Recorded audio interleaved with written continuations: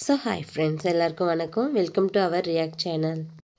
இன்னைக்கு நம்ம தமிழ்நாடு அரசு வெளியிட்டிருக்க வருவாய்த்துறையில் புதிய வேலைவாய்ப்பு பற்றி தான் பார்க்க போகிறோம். இதுக்கான லாஸ்ட் டேட் பார்த்தீங்கன்னா நவம்பர் 11, 2024. ஸோ இதை தமிழ்நாட்டில் இருக்க 38 மாவட்டத்தில் இருக்க எல்லாருமே அப்ளை பண்ணலாம். ஸோ மறக்காமல் அப்ளை பண்ணிவிடுங்க. இந்த வேலைவாய்ப்பை பற்றி தெரிஞ்சுக்கிறதுக்கு முன்னாடி நீங்கள் இப்போ தான் நம்ம சேனலை ஃபஸ்ட் டைம் பார்க்குறீங்கன்னா நம்ம சேனலை சப்ஸ்கிரைப் பண்ணிக்கோங்க. அப்படியே பக்கத்தில் இருக்க பெல் பட்டனையும் கிளிக் பண்ணிக்கோங்க.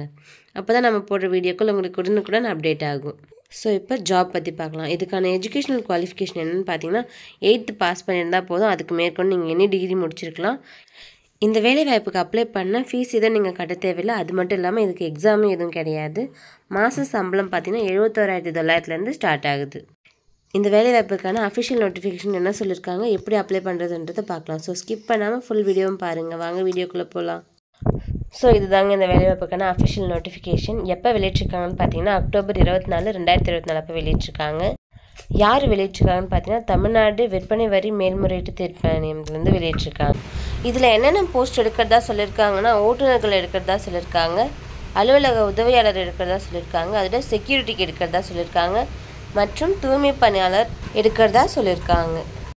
இந்த ஜாபுக்கு உங்களுக்கு எக்ஸாம்லாம் எதுவும் கிடையாதுங்க. டேரெக்டாக இன்டர்வியூ வச்சு எடுக்கிறாங்க. என்னைக்கு லாஸ்ட் டேட்டுன்னு பார்த்தீங்கன்னா நவம்பர் 11, 2024 மாலை 5:45க்குள்ளே அனுப்பணும்னு சொல்லியிருக்காங்க.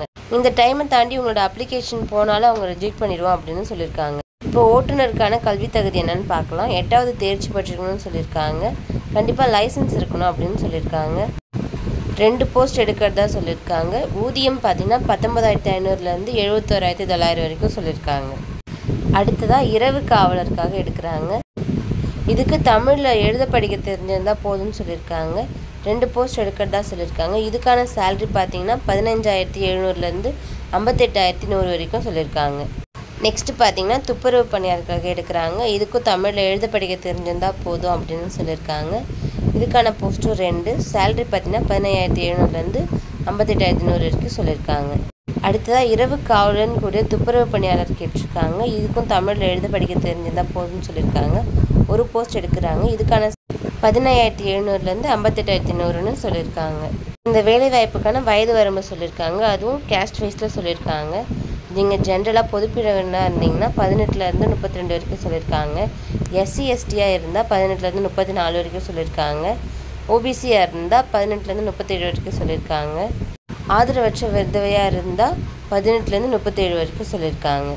சப்போஸ் உங்கள்ட்ட எக்ஸ் சர்வீஸ் மேன் சர்டிஃபிகேட் இருந்தால் 53 வயசு வரைக்கும் சொல்லியிருக்காங்க. மாற்றுத்திறனாளியாக இருந்தீங்கன்னா 10 வருஷம் உங்களுக்கு எக்ஸ்டெண்டாக கொடுக்குறேன்னு சொல்லியிருக்காங்க. ஒர்க்கிங் பிளேஸ் எங்கே இருக்குன்னு சொல்லியிருக்காங்க. சென்னை, கோவை, மதுரையில் இருக்கலாம் அப்படின்னு சொல்லியிருக்காங்க. எக்ஸ்ட்ரா ஒர்க்கும் இருக்கும். அதுவும் என்னென்னு சொல்லியிருக்காங்க. இதில் நீங்கள் அப்ளிகேஷனை ஃபில் பண்ணி அனுப்ப வேண்டிய முகவரியாக அவங்க கொடுத்துருக்காங்க. தலைவர் தமிழ்நாடு விற்பனை வரி மேற்குறையீட்டு தீர்ப்பாணையம், 2ஆம் தளம், மாநகர உரிமையியல் நீதிமன்ற கட்டிடம், உயர் நீதிமன்ற வளாகம், சென்னை 104க்கு அனுப்ப வேணும்னு சொல்லியிருக்காங்க. இதுதாங்க இதுக்கு அப்ளை பண்ணுறதுக்கான அப்ளிகேஷன் ஃபார்ம். ஃபஸ்ட் நீங்கள் எந்த பதவிக்கு அப்ளை பண்ணுறீங்களோ அதோட போஸ்ட் கேட்டிருக்காங்க. உங்களோட பாஸ்போர்ட் சைஸ் ஃபோட்டோ ஓட்டணும்னு சொல்லியிருக்காங்க. அதில் உங்கள் பேர், தந்தை இல்லைனா கணவரின் பேர் கேட்டிருக்காங்க. உங்களோட பெர்மனண்ட் அட்ரஸ் கேட்டிருக்காங்க. தென் உங்களோட டேட் ஆஃப் பர்த் அண்ட் வயது எவ்வளோன்னு கேட்டிருக்காங்க. ஆதார் நம்பர் கேட்டிருக்காங்க. கைபேசி எண், பாலினம், என்ன கேஸ்ட்டுன்னு கேட்டிருக்காங்க. அது உங்கள் குவாலிஃபிகேஷன், அதோட உங்களோட சொந்த ஊர் என்னன்னு கேட்டிருக்காங்க. இப்போ எங்கே இருக்கீங்க அதையும் கேட்டிருக்காங்க. எக்ஸ்பீரியன்ஸ் சர்டிஃபிகேட்டும் கேட்டிருக்காங்க.